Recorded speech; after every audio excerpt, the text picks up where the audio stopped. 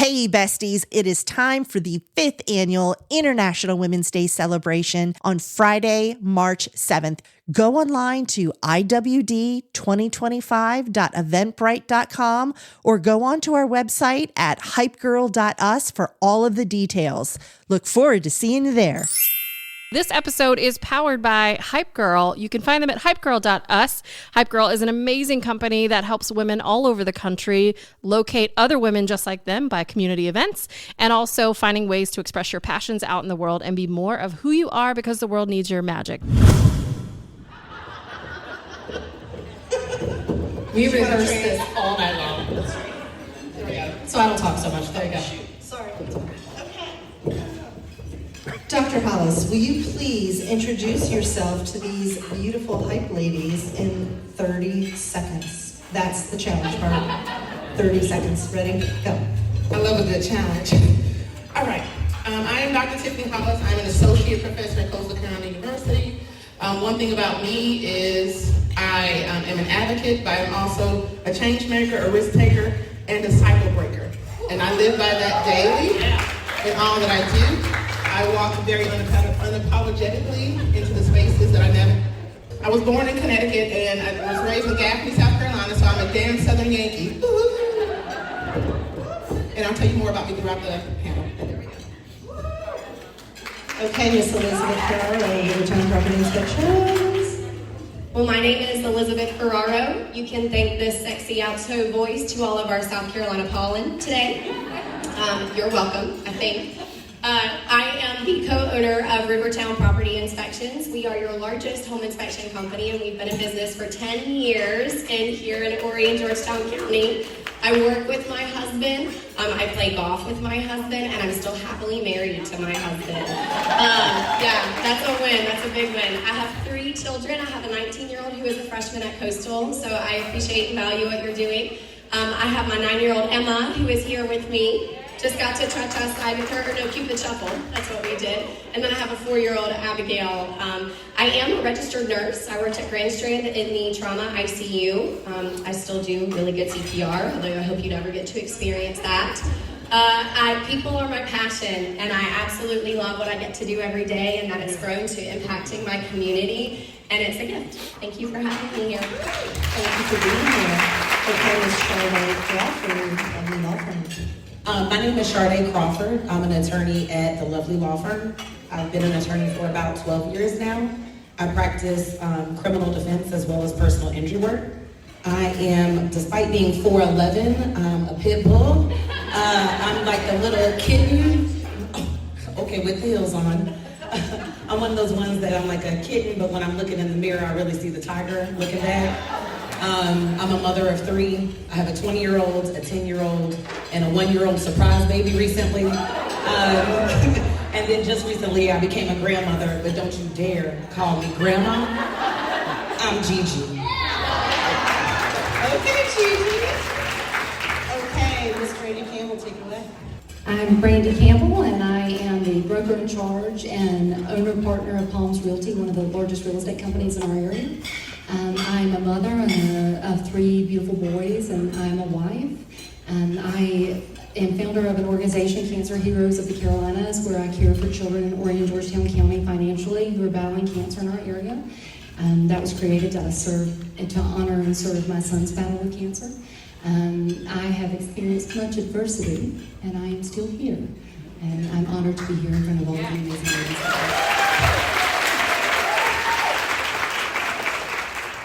Ms. Fabiola.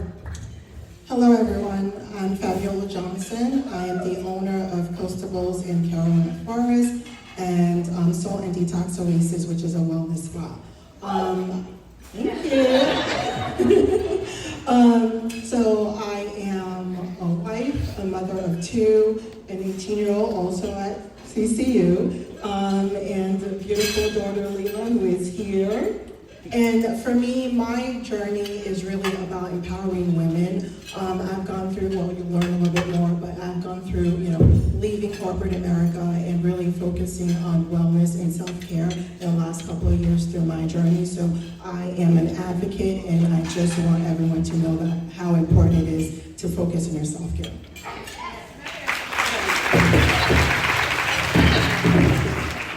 Okay, Miss Devanie, take it away. I am Devanie McCartney, and I'm the owner of Self Love Photo Co., and I am your sexy picture taker. So I actually found a love for making women to feel sexy in their own skin, loving their bodies again, and actually recently more tuning into their emotions, and that emotions are okay to have. And so while I am a mother and a wife and all of the things, I am not just that. I am me, and I'm teaching women how to celebrate themselves again, to just be you, because there's so many things about us that we don't get to explore because we're like, well, I'm just a mom, I'm just a wife, no, you're so much more than that. So that's kind of what I'm teaching women through taking all your clothes off and getting your pictures taken.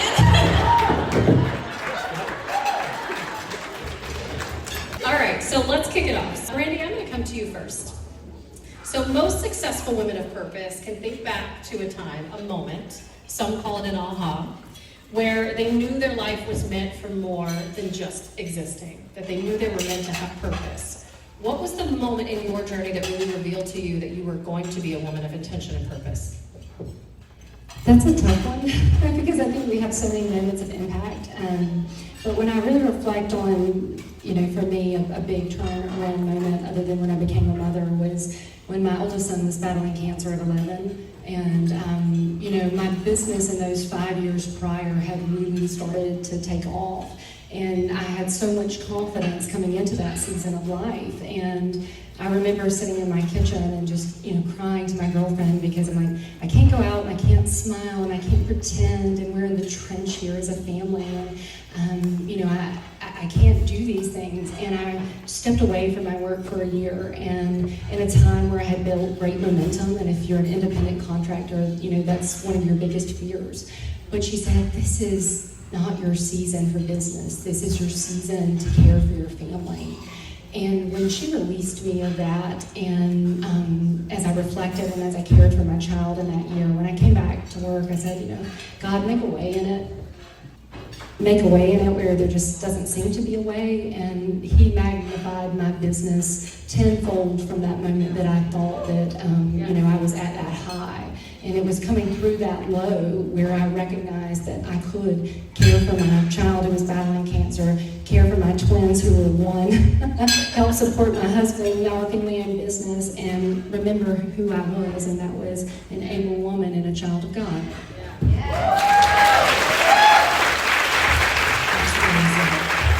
Miss Sharde, I'm going to come to you with the same question, my dear. When was that moment in your journey that you realized you were a woman of purpose and intention? So my background is, I was a teenage mother.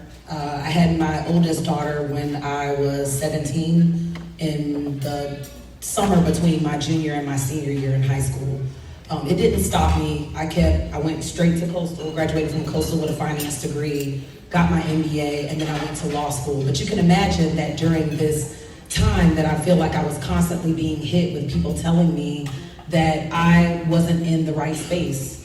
That despite that someone had let me as if they gave me permission, enter into law school, that this wasn't what I was meant to do. And when you're applying for jobs and all of these people who are sitting in these jobs and these partners in these firms looked nothing like me, I constantly felt, broken, right? I was starting to get defeated. And there was a woman here, her name's Jennifer Wilson. She was the chief judge of Myrtle Beach. If you know her, to know her is to love her. But she recommended me for college, she recommended me for law school, she signed my character and fitness for the bar, and she sat me down and she said to me, she was like, Sharde, I need you to understand that you have it. And I didn't know what it was. And I asked her, what precisely is it? And she was like, everything that is you, okay? Everything that is you, you embody it. It is your words, it is your wisdom, it is what you've learned, it is your experience, it is how you speak, it is how you make people feel. You listen, and they feel seen. You will be successful, okay? And you cannot get defeated because a man who does not look like you will deny you of a job. You have it, no one is going to stop you from it. And it was in that moment that I think I stepped into it. And I accepted it because here's this person who has battled the same things as me, telling me that she sees it in me. And I think that that was my aha moment.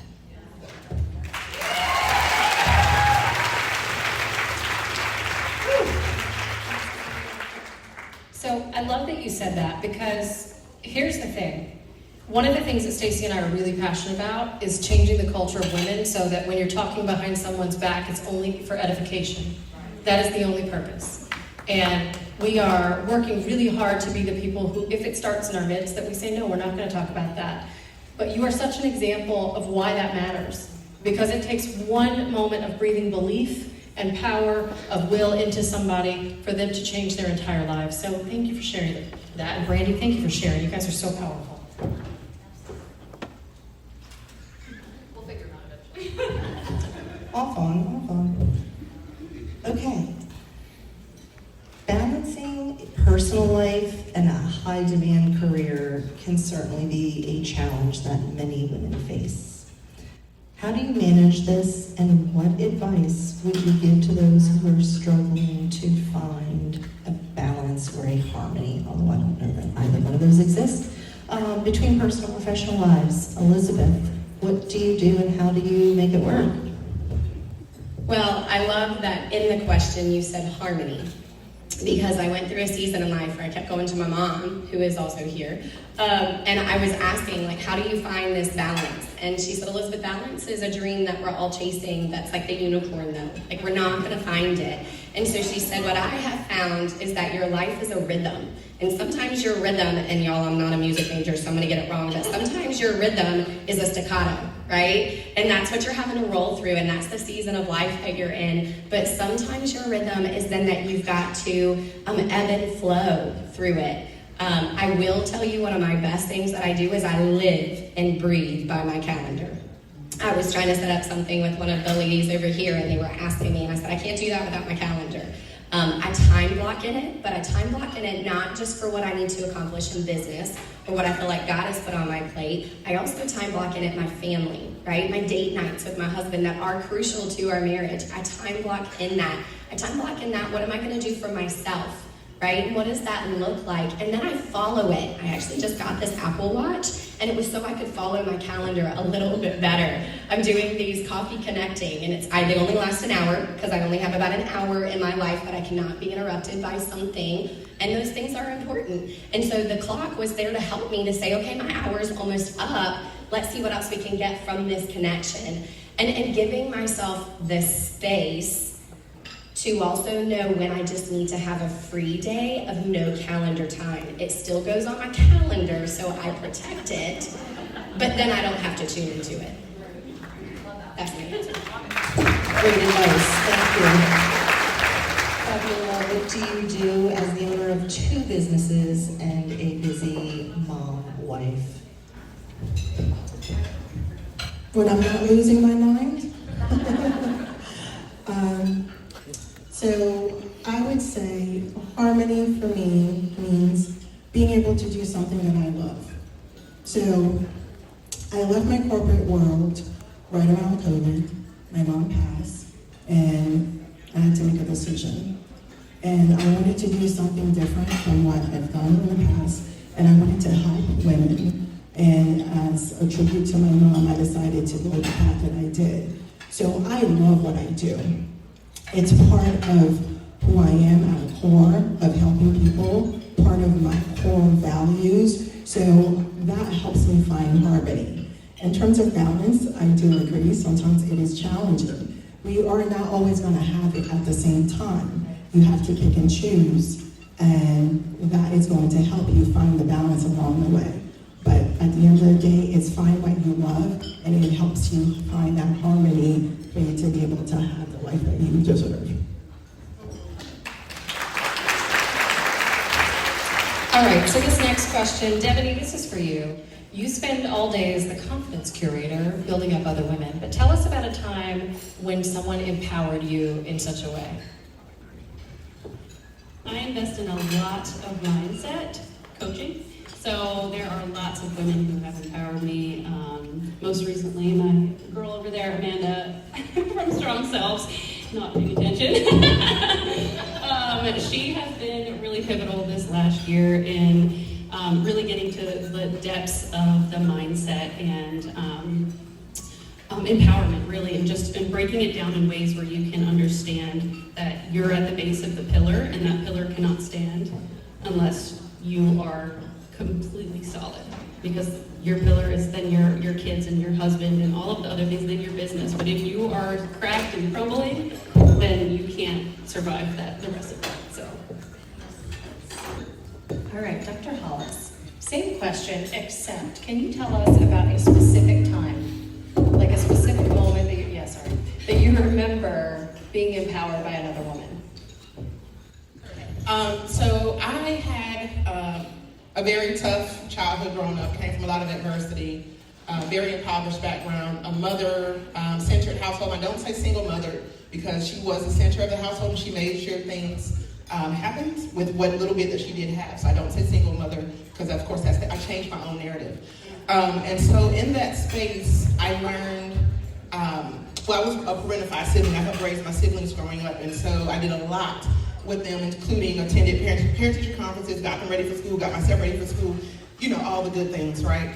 And I met my mentor in middle school because at that point I was carrying all these things with me into school, and back then they didn't have the trauma-informed, and let's work with the students and meet them where they are, get out, this, right? And so my mentor was my guidance counselor in middle school, and she said, you're in gifted and talented classes, your grades are great, but your attitude is atrocious. We gotta work on that. And so she would take me out of classes and work with me because my nickname back then was Tiffany. I got into a lot of trouble when I was facing expulsion. She said, I will take her on to the chairman of the school board, took me on and stayed with me throughout, to the point where I got a full ride scholarship to Davidson College in Davidson, North Carolina. So my story is, before Steph became the notable alumni, I was a notable alumni there. Thank you very much. And so my mentor stayed with me. She's still with me to this day. She continues to empower me daily. I called her this morning before I even came to this event just to talk with her, pray with her. Her grandson now actually attends Coastal where I am too, so I get to have that full circle moment where I'm giving back to him as much as she gave to me. And the first time she came to campus to see him and me, she cried. And it was so empowering to her to see how she had empowered me to become now Dr. Tiffany Hollis, knowing all the things I had been through and seeing me from seeing not only the progress but the process. And she stuck and she stayed, right? Sometimes it's hard when you have women who, they're like, ooh, it's not my child, and so now because of her, I do that on a daily basis with the young women I work with at Coastal and beyond. I do a lot of mentoring programs in the community with young women, and that's on purpose and with a purpose, for a purpose. For me, it's bigger than me. It's not about the doctor title. It's not about being a professor at Coastal. It's about breaking cycles, breaking generational curses. It's about helping that young lady see that the greater within them and what they're destined to walk into. And so for me, that is very important. That is why I empower young women, and that's why I'm grateful for being empowered by my mentor as well.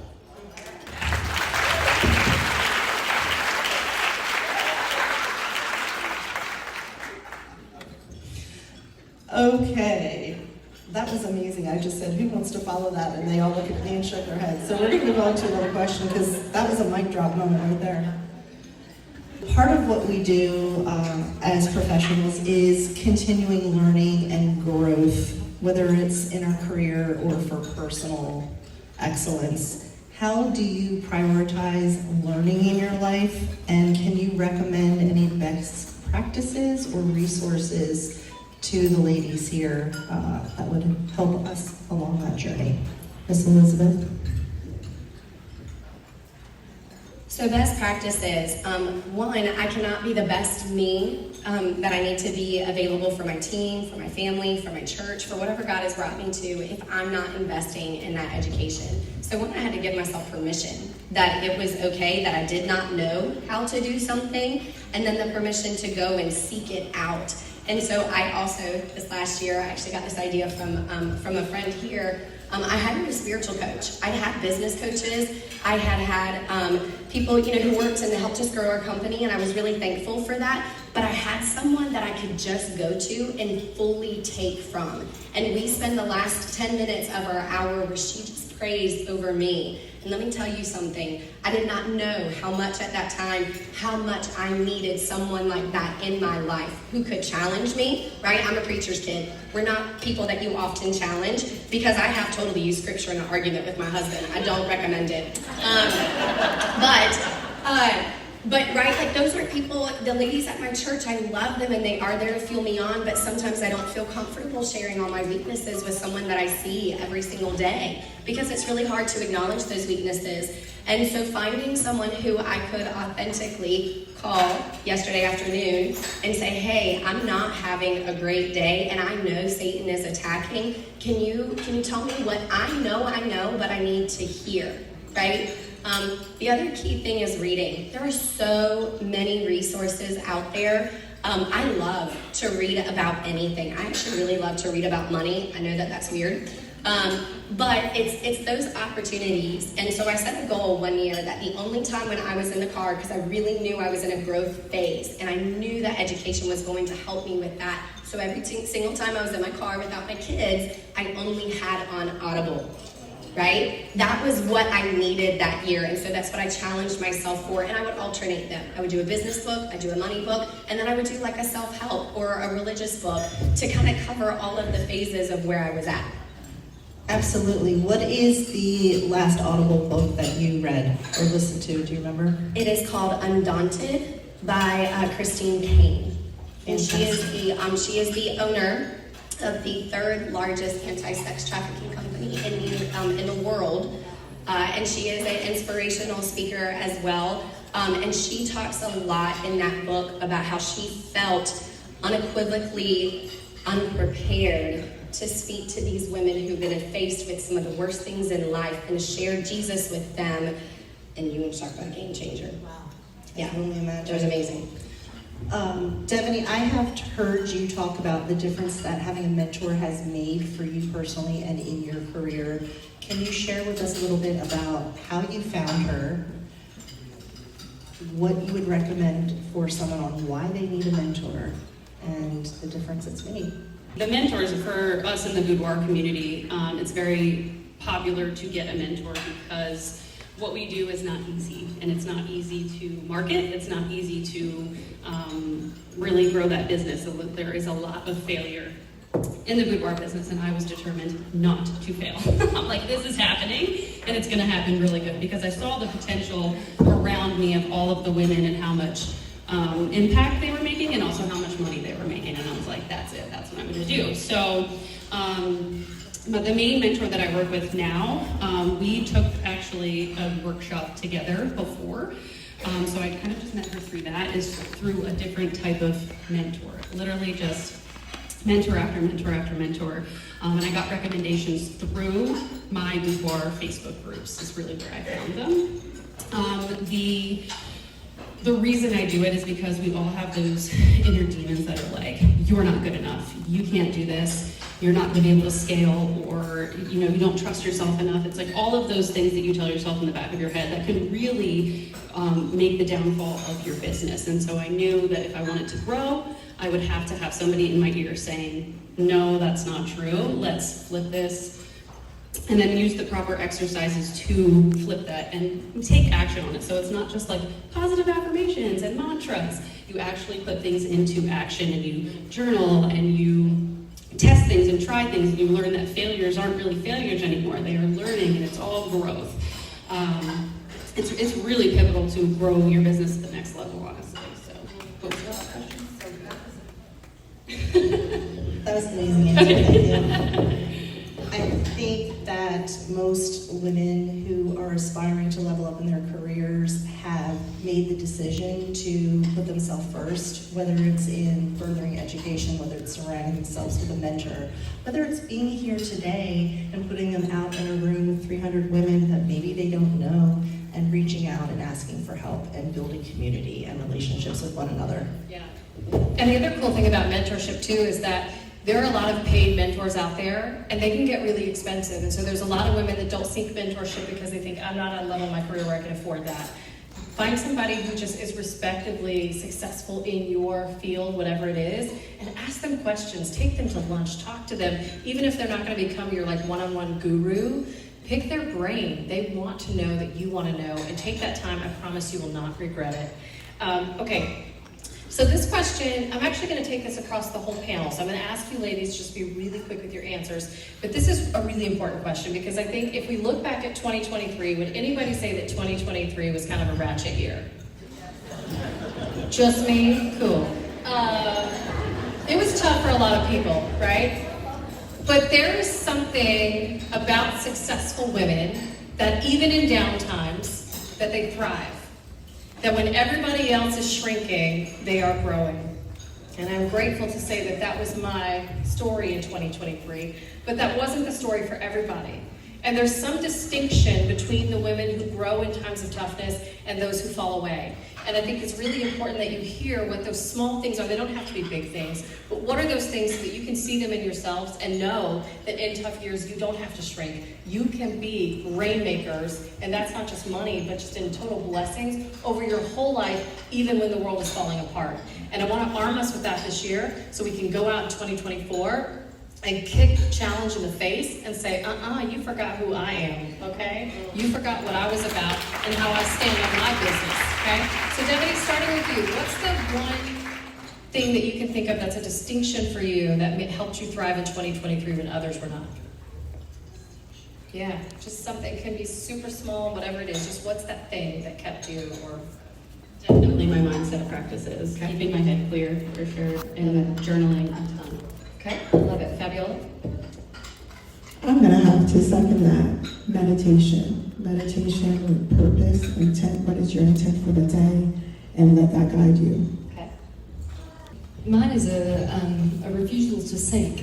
I don't really view my life in a year and kind of judge what that year looks like. Instead, I like to view it as a progression and as a whole of where I'm going. So some years are not going to feel as fruitful as others. But that ability to say, I refuse to sink, I refuse to settle in, I refuse to let what's going on in this period of my life affect what's going to happen in the next period of my life. And for me, it's just to keep moving, because movement is life. I love that, and I think what that speaks so beautifully to, and you ladies know this, success is in the long game. It's not the short term. And Instagram and social media have taught this next generation that success happens in an instant, and it doesn't. It's got to be a compound effect over time, so I love that. All right, Ms. Sharde, same question. Discomfort.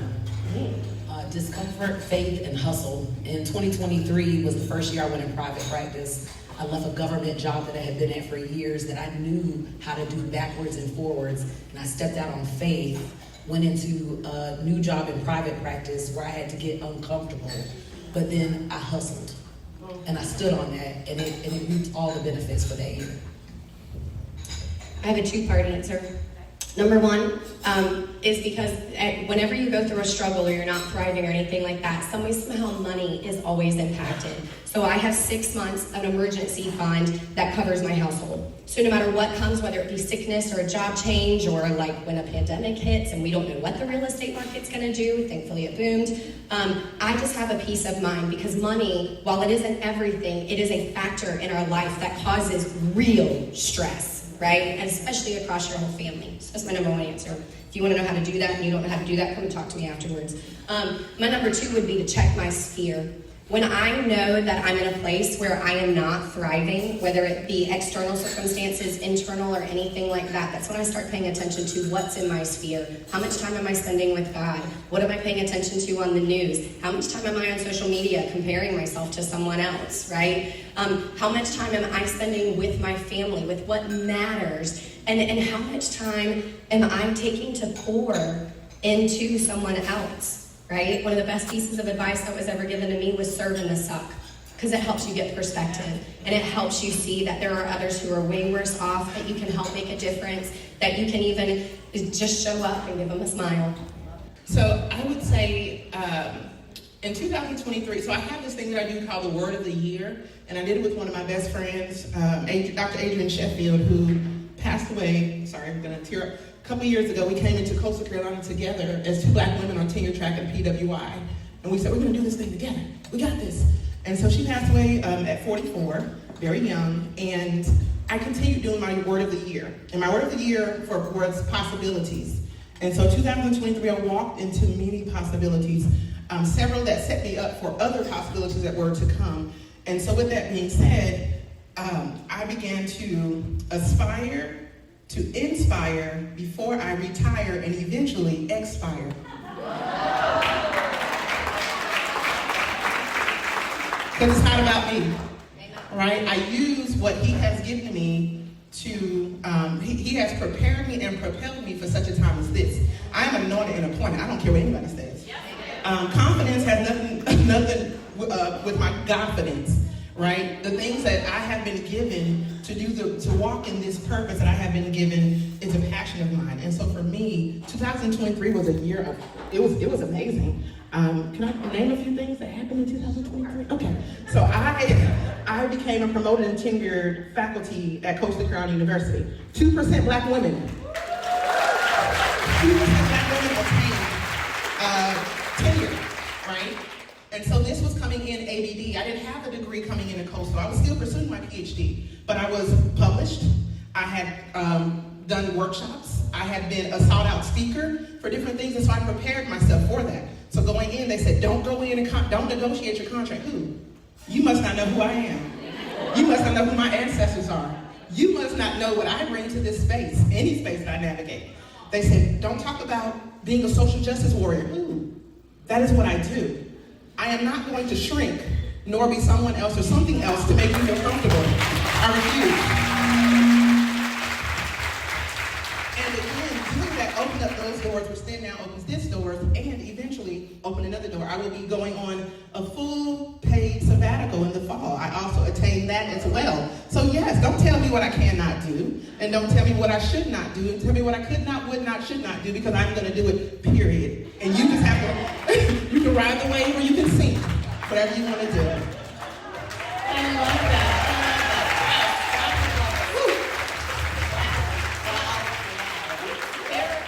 Ladies, I hope you understand how much gold is on this stage today, because the power in that is in how many times have you had a great achievement that you were so excited about, but you didn't want to share it, you didn't feel good boldly proclaiming it. It is time that we give each other space to say, I did this, I created that, I am doing that. And that way, if we have the opportunity to lift you even higher, that we can do that. So thank you for being willing to share. Okay, well, I'll do this and then we'll do the best question and we'll be done, okay? Sorry. We can rock, paper, scissors, but we'll be wasting time. And plus, I always win. Because all I do is win, win, win, no matter what. That's right. All right, Brandi, I'm coming to you with this one, baby. In a world where social media crafts a perfect story, it's all lies, without a blemish for so many, we know that it's easy to believe that you are lucky to be where you are, and that you have gotten there without struggle, right? There's so many people we look at and we think, oh, their life is so perfect, they've never had anything happen to them, but we know it's so untrue. So, Brandi, you have an incredible story. Overcoming doesn't even fully describe it, ma'am, if we could be really honest. But I would love for you to share something with our audience that they would be incredibly surprised to know about your walk. You know, my life and my journey has been, as we all have adversity and things that come in there.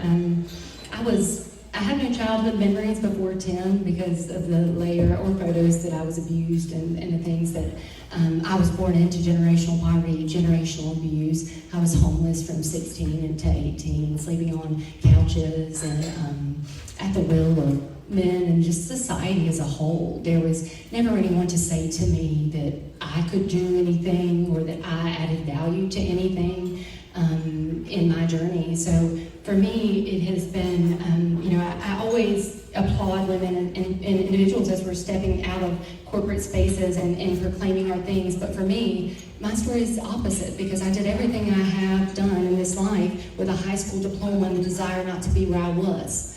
I wanted to step into a corporate world because I saw women in business codes and I saw strong leaders, and I wanted to cultivate places for people like myself who didn't feel like they belonged there. So every day when I show up and the opportunities that God has afforded me, I really show up so that I can create those opportunities that my mother with a 9th grade education, mental health and substance abuse issues was never afforded. I create those opportunities, and I hope that even though I don't have daughters, that my sons are seeing the way that I am uplifting women. When I left this morning, my 18-year-old said, "Mom, I prayed for you before you went out. Go and knock them out because I know you're going to," you know, and that is my journey. So I am in this business space with pride, and I built my business building teams of women because I want to give financial opportunities and support to those who feel like they wouldn't have it if not for that.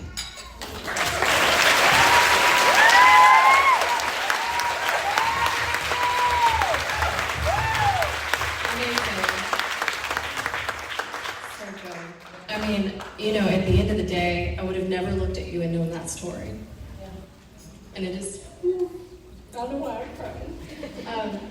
But it is so easy to believe that you are alone, and you are not alone. There are so many incredible women in this room who have walked. She's not the only one. There are so many women in this room, and you are a resilient, powerful bunch, and damn, it's just a blessing to be in your midst. Take your next question.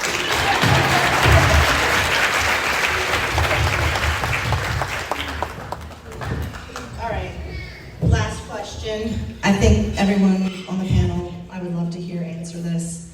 So, if you had the power to go back in time and talk to the 12-year-old version of yourself, what would you tell that little girl?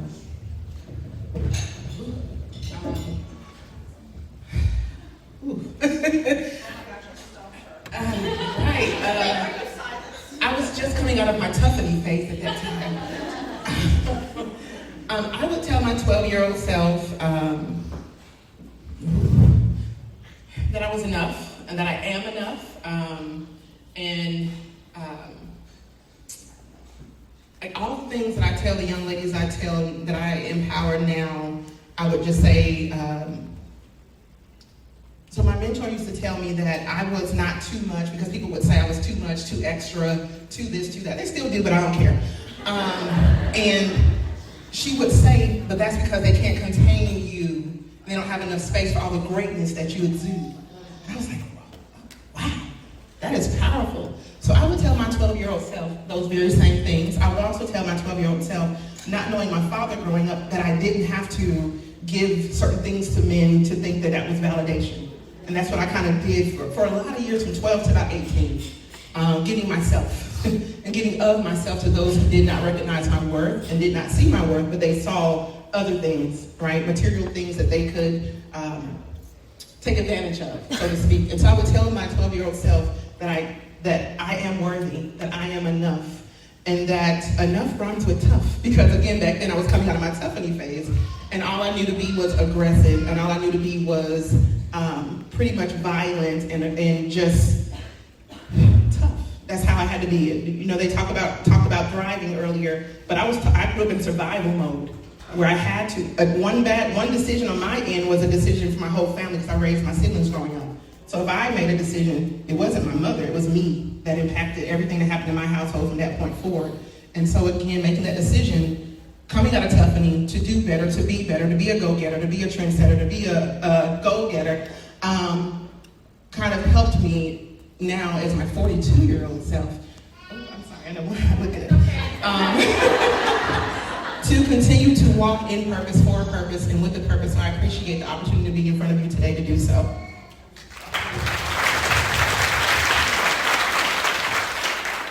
I would tell my 12-year-old self that it is okay that you want a seat at the table. And it is okay that you actually take the steps to get yourself to that seat at the table. I love that we talked about humility today, because growing up a Christian, I thought I was supposed to be meek and mild and humble. And I recently did a study that talked about how God actually got angry with Moses, because Moses kept coming up with excuses. But God, I'm not enough this. God, I'm not enough this. And God was like, I am, and I am sending you. right? And it was just such a game changer for me when I realized that it was okay that I wanted that seat at the table, that I was willing to step into it, and that I was sometimes willing to make an extra seat at the table because I felt called and felt propelled to be in that space, and that was okay. If I could have embraced that sooner, y'all, I'd be changing the world faster.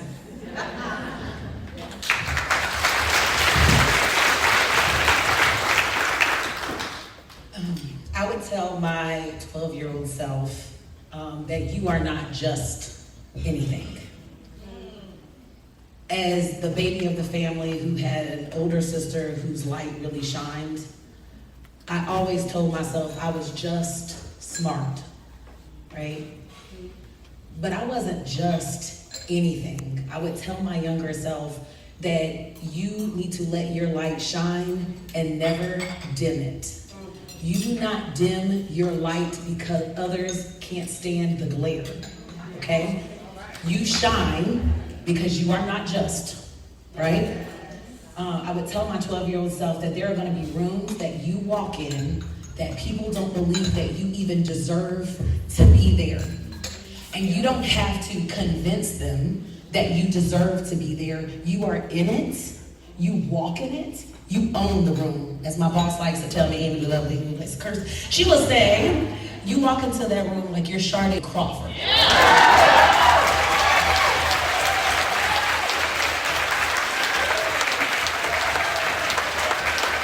And so, my 12-year-old self, walk into that room like you're Sharde Crawford, with your head held high, and know that you deserve to be there like every other person that looks nothing like you, but work just as hard, and you are meant to be there. We can't expect our 12-year-old selves to have the wisdom that we have when we're older, but that's what I would tell my 12-year-old self.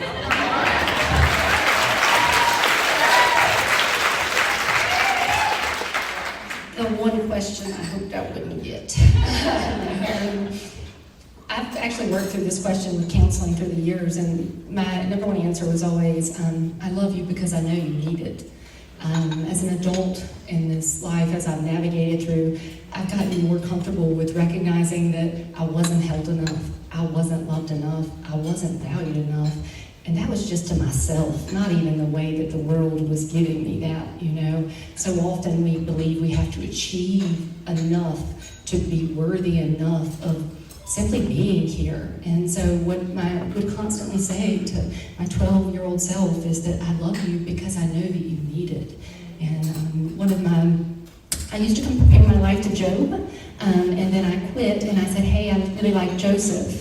Because in Genesis, he said, you know, he's being sold into slavery, all of these things were happening, and he says, you know, everything that you've done to me has been done to break me, but what is happening now here is the saving of many lives. And if we'll remember that through this adversity and this hardship, that someone, whatever your faith is sculpting something out of the back of it. So it would be hold on and be aware that I love you because I know you need it.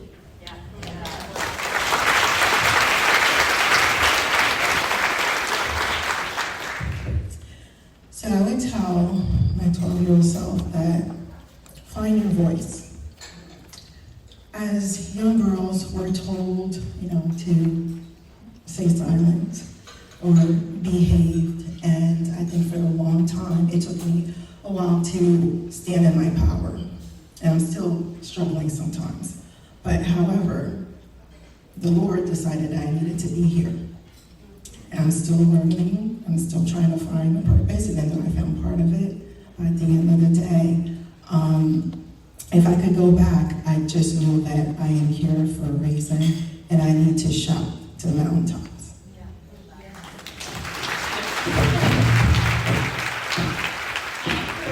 For me, it's a two-part. It would be that you don't have to be the best, you just have to be you.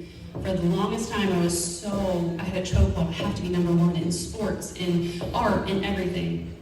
I have to be the best in the class. Why am I not? And getting so down on myself. Why can't I do it? Why can't I do it? Until I realized I don't have to be number one. I have to be the best version of me, and that gives all of me to everyone else, and that's the best work that I can produce. I don't have to win awards, and I don't have to be on this panel. I'm honored, but last last year I was sitting out there, and then look at me now. And it feels great, but I just have to be the best version of me. And then the second part would be that I don't need validation from other women. For so long I sought validation because of bullies and things like that. I joined a sorority and I felt completely alone in a room full of 70 women. And then I had no idea like what a girlfriend was because they constantly were stabbing me in the back, and I totally went towards men. And then here I am working with women every single day, naked. And I'm like, how did I get here, first of all? And I always say that honestly, boudoir found me and healed me and is healing my journey with women so that we can trust each other again. But we don't need the validation from other women. We just need our own internal validations.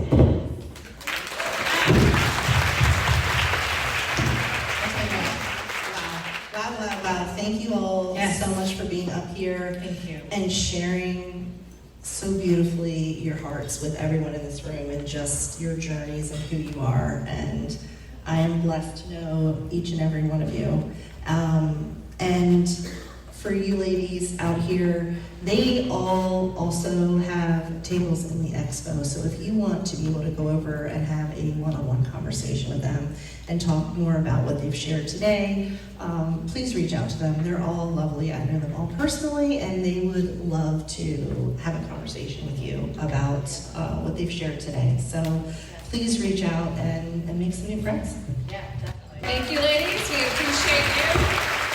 All right, did you guys get some good stuff from that? Was that awesome? All right, love it.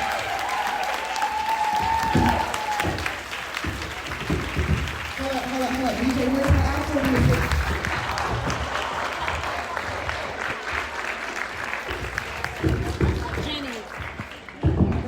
Jenny.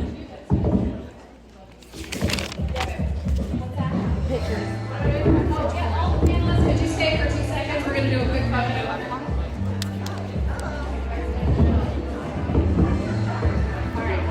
Real quick, and then we're gonna get this thing cranking. The party's not quite over yet. We're not done with you just yet, you gorgeous ladies. All right, real quick.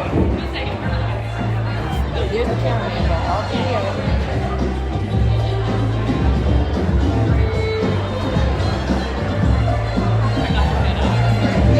All right, so we are almost to the end of this party. We hope you had an amazing time. We've got 2 quick things to share with you, and then you're going to be able to go back out into the expo room and network some more, because now you know the value of digging in and really getting to know one another.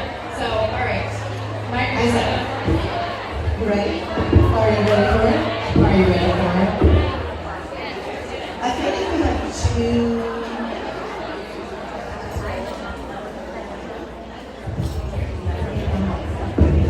Okay, so as you ladies know, part of what we do every year with this event is a charitable give back, and because of each one of you here this year, we are able to present a donation to the Jacqueline Rogers Foundation. Kim, will you come up, please?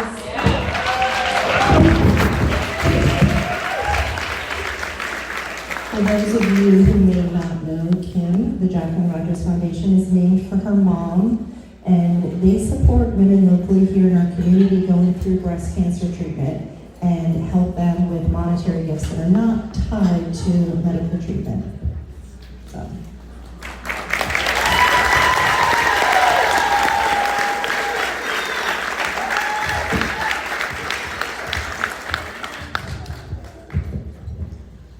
But don't y'all look nice?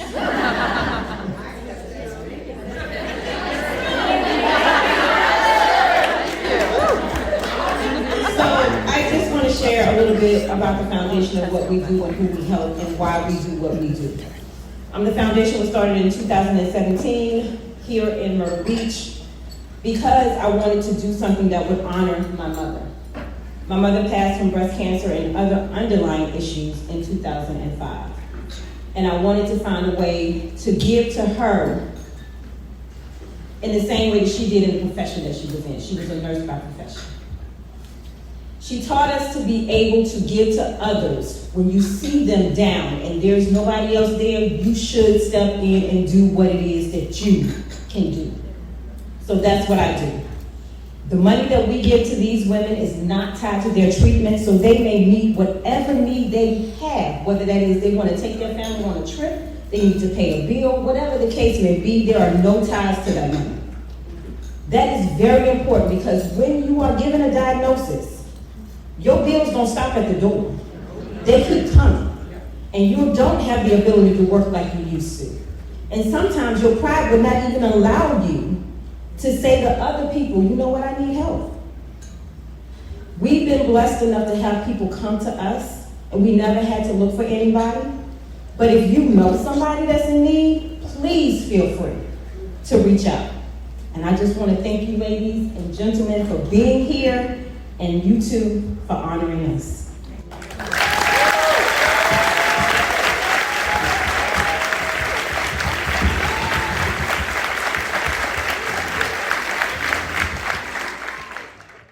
One last quick thing before you all go. Before you all go. It's not I've been this. working on a little something, and we wanted to share it with you today.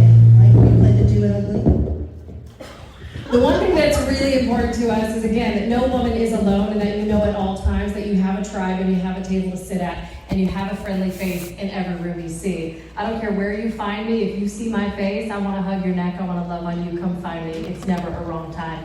And so we've created something where hopefully you ladies will follow us and come down the crazy rabbit hole with us and just know that through all that life has to offer, you are never alone. The Do It Ugly podcast is two best friends talking about life.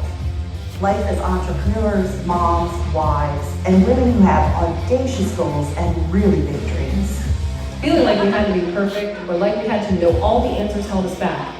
Now we realize that even the tiniest step forward is something to celebrate. Come laugh with us, learn with us, and join us on this crazy adventure we call life. It's not always going to be pretty. Sometimes we just have to do it ugly. XOXO, your hype girls.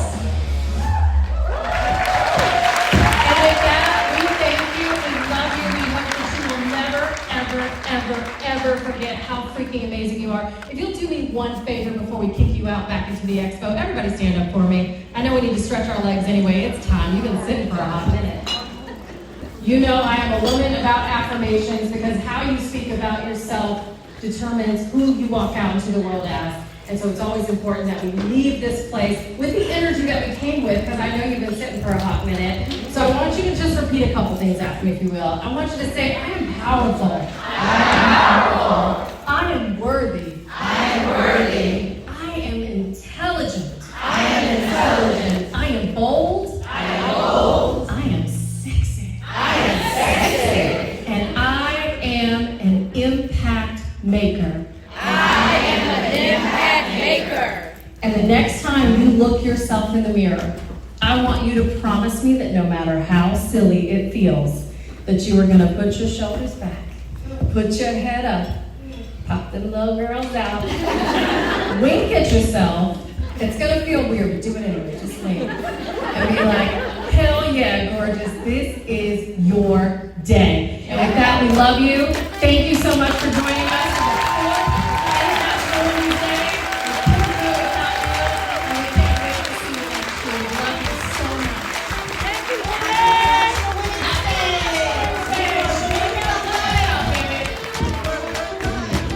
Hey Hype Squad, it's Mel. Have an idea for an upcoming show topic?